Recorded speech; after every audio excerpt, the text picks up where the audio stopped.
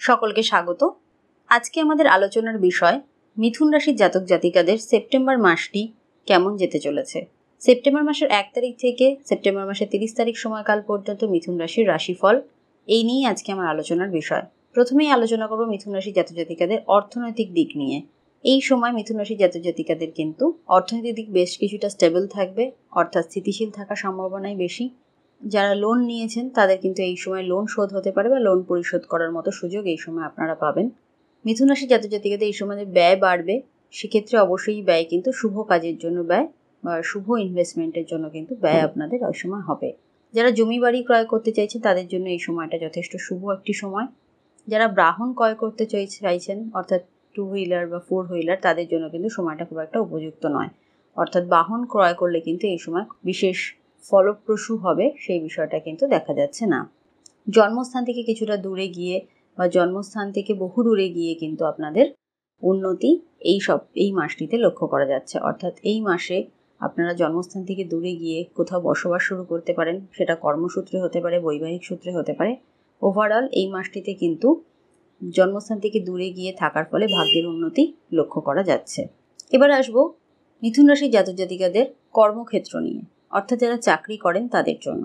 কর্মক্ষেত্রে আপনাদের এই সময় কিন্তু কিছুটা ফোকাসের অভাব দেখা যাচ্ছে বা কনসেন্ট্রেশনের অভাব কিন্তু মিথুন রাশির জাতক জাতিকাদের এই সময়টিতে লক্ষ্য করা যাচ্ছে। সিনিয়রদের সাথে কোনো বচসা বা সিনিয়রদের সাথে কোনো সমস্যা কিন্তু মিথুন রাশির জাতক জাতিকাদের এই মাসটিতে আসতেই পারে।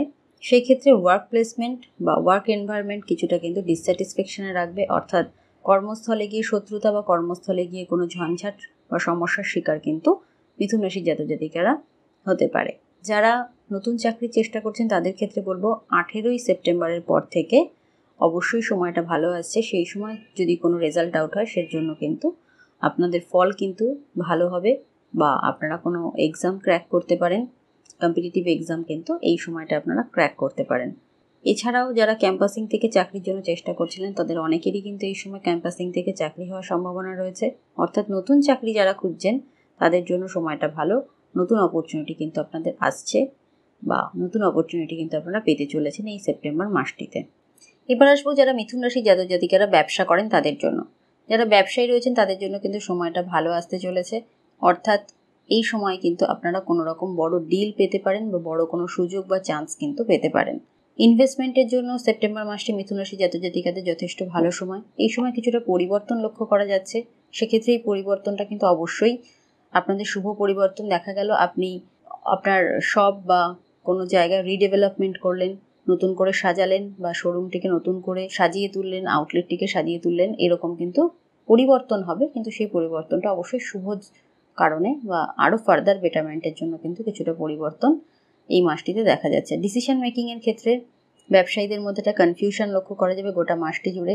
সেক্ষেত্রে অবশ্যই একটু সাবধানে ডিসিশন নিতে হবে।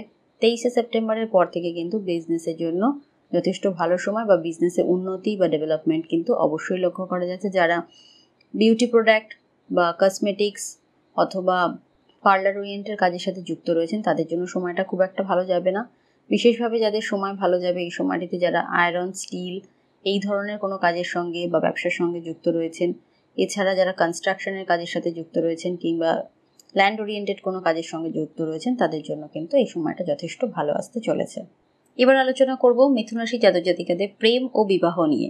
প্রেমের ক্ষেত্রে দেখা যাচ্ছে সেপ্টেম্বরের মাঝামাঝি সময় বা মিড সেপ্টেম্বরের মধ্য থেকে কিন্তু আপনাদের পার্টনারের সঙ্গে কোনো রকম ভুল বোঝাবুঝি হতে পারে এবং সেই ভুল বোঝাবুঝিটা অবশ্যই অহেতুক কোনো কারণে ভুল বোঝাবুঝি, অর্থাৎ যথার্থ কোনো কারণ না থাকা সত্ত্বেও দুজনের মধ্যে কিন্তু লড়াই ঝগড়া এগুলো কিন্তু আসতেই পারে বা কিছুটা ভুল বোঝাবুঝি, মিসআন্ডারস্ট্যান্ডিং কিন্তু থাকবে সেপ্টেম্বর মাসের মাঝামাঝি সময় থেকে। ওভারঅল প্রেমের ক্ষেত্রে এই মাসটি খুব একটা শুভ সেটা নয়, শুভাশুভ ফল কিন্তু লক্ষ্য করা যাচ্ছে। যারা অলরেডি দাম্পত্য জীবনে প্রবেশ করে গেছেন বিবাহিত তাদের ক্ষেত্রে বলবো পার্টনারের হেলথ এবং কেরিয়ার নিয়ে আপনাদের কিন্তু চিন্তিত থাকতে হবে। বিশেষ করে হেলথের ব্যাপারে কিন্তু একটু সাবধানতা বজায় রাখতে হবে। পার্টনারের হেলথ সংক্রান্ত সমস্যা বা পার্টনারের স্বাস্থ্য নিয়ে কিন্তু আপনাকে বিশেষভাবে উদ্বিগ্ন থাকতে হবে। কিছু ক্ষেত্রে কেরিয়ার নিয়েও কোনো সমস্যা কিন্তু আপনাদের লক্ষ্য করা যাচ্ছে।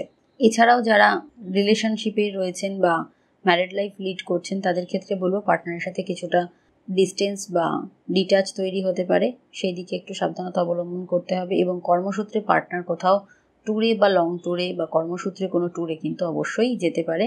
ওভারঅল বিবাহিত জীবনের ক্ষেত্রে সমস্যা একটু বজায় থাকছে এই সেপ্টেম্বর মাসে যারা মিথুন রাশির জাতক জাতিকা রয়েছেন তাদের জন্য। এবার আলোচনা করব মিথুন রাশির জাতক জাতিকাদের স্বাস্থ্য বা হেলথ নিয়ে। মিথুন রাশির জাতক জাতিকাদের এই সেপ্টেম্বর মাসটিতে কিন্তু স্বাস্থ্য সংক্রান্ত বিশেষ উন্নতি কিছু লক্ষ্য করা যাচ্ছে না। 23শে সেপ্টেম্বরের পর থেকে কিছুটা স্বাস্থ্যের ক্ষেত্রে পরিবর্তন বা স্থিতিশীলতা লক্ষ্য করা যাচ্ছে। বিশেষ করে skin related problem, allergy, skin infection এই ধরনের সমস্যা হতে পারে। ব্লাড ইনফেকশন বা বিপি লেভেল কিছুটা বেড়ে গেল বা প্রচুর বেড়ে গেল এই ধরনের সমস্যাও আসতে পারে।